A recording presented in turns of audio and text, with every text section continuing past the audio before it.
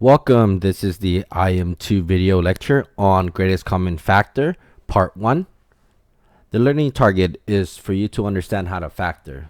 The two success criteria for today is 1, can you find the greatest common factor? And 2, can you use that factor? Can you factor using the greatest common factor? Let's explore what factoring is. From the previous unit, you might see a problem like this. It asks you to simplify x squared parentheses x plus 4. What you would do is you would distribute it. X squared times x and x squared times 4. And in turn, you get x cubed plus 4x squared. Your answer is in standard form. What you have originally is something called factored form. So the process of factoring is when you go from standard form into factored form. That process is called factoring. That is what it means to factor something, is to go from standard form into factored form. How do we do that? This core concept is going to cover factoring using the greatest common factor. This is one method. So you start with the standard form, x cubed plus 4x squared. Then you're going to get it into something called factored form. I'm going to pull out an x squared. So I have x squared parentheses x plus 4. This is the opposite of distributing. You are pulling out a term that they both share, and in this case it is the x squared term. The term that they share is called the greatest common factor. Now you might be wondering, how did I get that x squared? So this is how you find the greatest common factor. What you need to do is expand the term out and circle the variables and numbers that they have in common. So x cubed can be broken down into x times x times x. 4x squared can be broken down into 4 times x times x. What do they have in common? They have one pair of x and another pair of x. So the greatest common factor would be x squared. Those are what they both share. That's how I got that x squared term.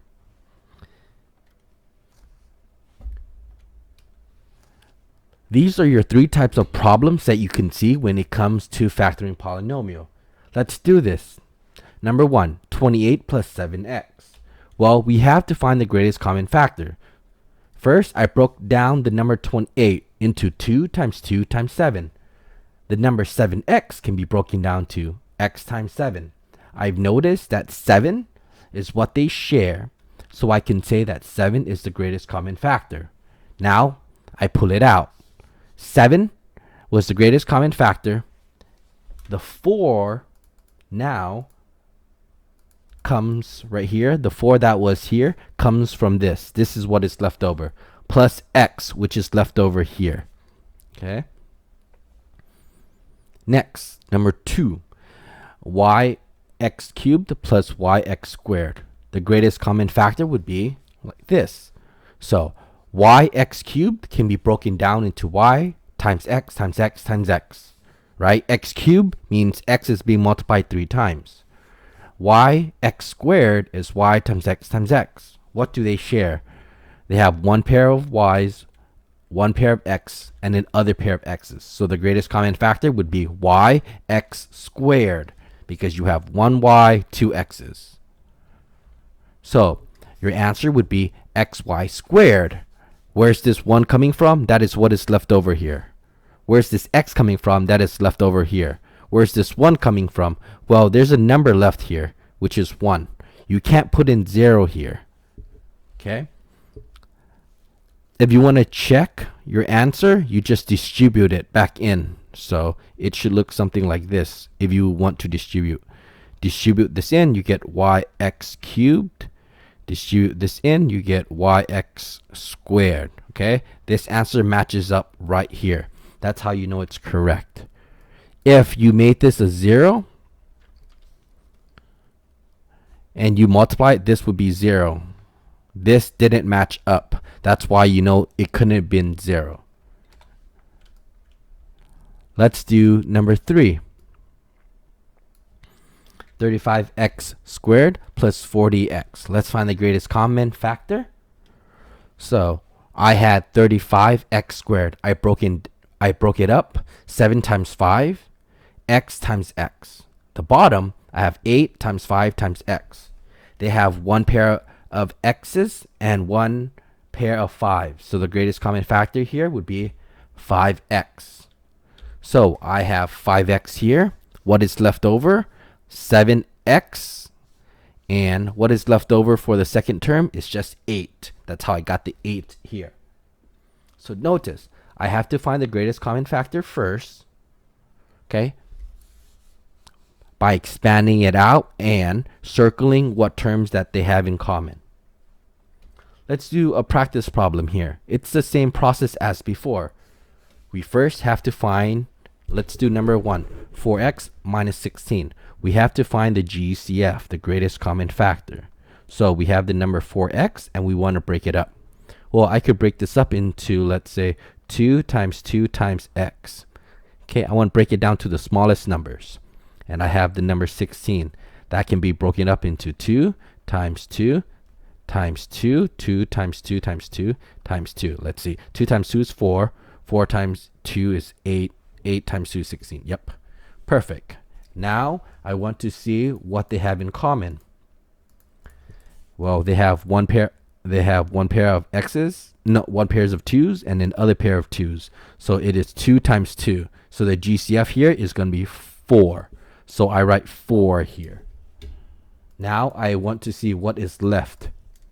What is left here? Well, for the 4x, what is left was just an x. So x minus what's left from the 16? I have a 2 times a 2, which is just a 4. Okay, that will be your answer. That is how it looks like after it's factored. If you want to check, we can just distribute again. 4 times x is 4x. 4 times negative 4 is negative 16. See, the answer matches up. That's how you know you did it correctly. Let's do number 2. Like before, we have to find the GCF. Let's break up the first number. X cubed y will be equal to how many x's? It says x to the power 3. So 1, 2, 3 x's times 1 y. So x times x times x times y. The bottom is x fifth y. So that would be 1x times another x times x times x times x. Right, 5 x's times y. Which terms they have in common? Let's see. I have one pair of x, another pair of x, a third pair, and a y. Perfect. So my GCF is x cubed because you have 3 pairs of x's and 1 pair of y's. So here you can write x cubed y.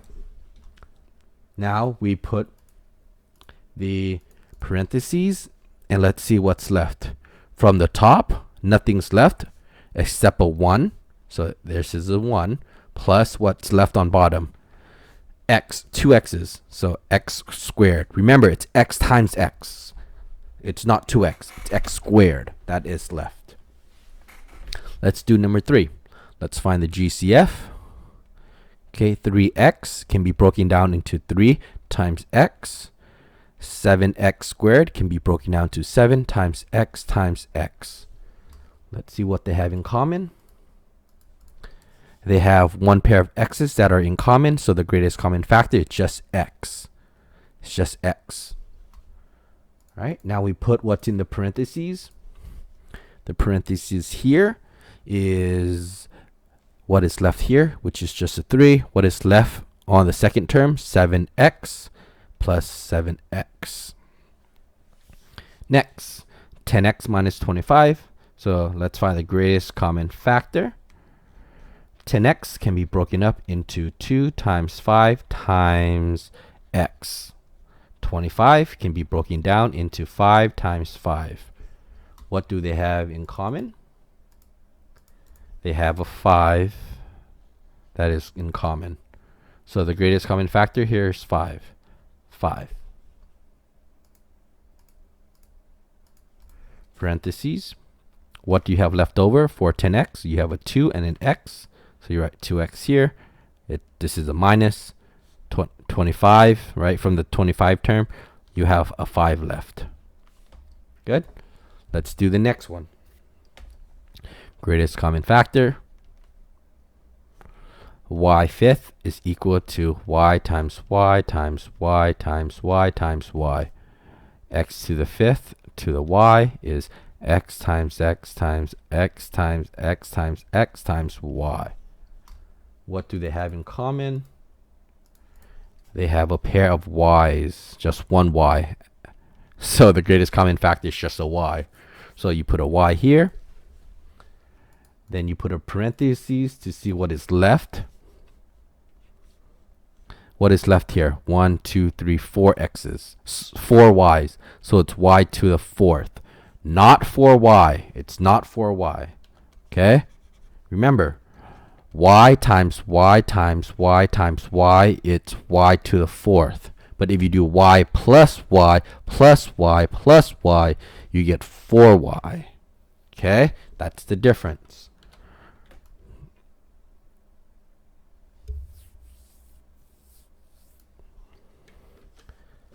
Bottom, you have x times x times x times x times x. So x to the fifth. So you see how it's still minus? So it's minus x to the fifth. Perfect. Next one, let's find the GCF.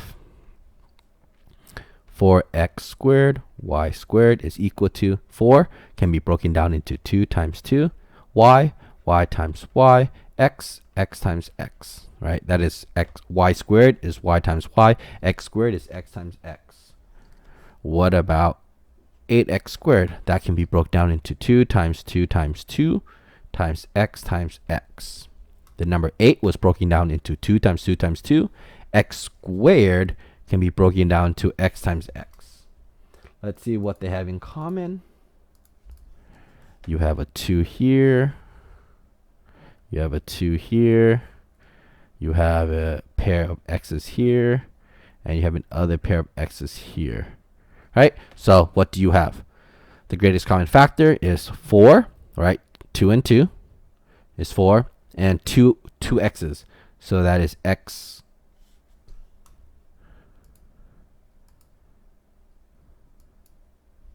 Give me a second. No, did I ruin it? Ah, we were on the last problem. Oh, we were on the last problem. Hold on. Let's see. The GCF, hold on. Let me redo the problem. So the GCF of the last one, so the first one is 4y squared, x squared can be broken down to 2 times y times x. 8x squared can be broken down into 2 times 2 times x times x. What they have in common? The x is here and the x is here. The 2's here and the 2 is here. Alright. So your greatest common factor would be 4x squared. So you write 4x squared right here. Let's see what you have left over. So left over from the first term is y times y, so it's y squared, plus what is left over on bottom, it's just a 2. So there you go. That's number 6. Okay, normally I have the other ones, but it got deleted because I closed the PowerPoint by accident. But there you go. That is everything that you need to know about the greatest common factor, how to factor and using the greatest common factor, part 1.